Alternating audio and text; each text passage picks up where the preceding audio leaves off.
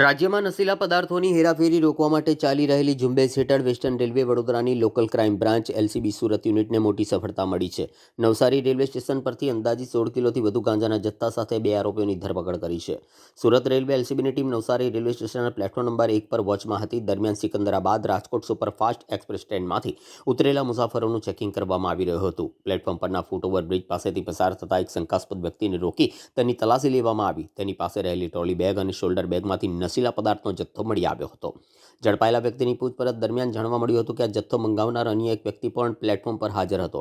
પોલીસે ત્વરિત કાર્યવાહી કરીને ગાંજો લાવનાર અને જથ્થો મંગાવનાર બંને આરોપીઓને મુદ્દામાલ સાથે ઝડપી પાડી કાયદેસરની કાર્યવાહી હાથ ધરી છે. આ કામગીરી સીઆઈડી ક્રાઇમ અને રેલવેના ઉચ્ચ અધિકારીઓના માર્ગદર્શન હેઠળ સુરત એલસીબીના પોલીસ ઇન્સ્પેક્ટર તરુણ પટેલ, પીએસઆઈ રવિરાજસિંહ જાડેજા અને તેમની ટીમ દ્વારા કરવામાં આવી હતી.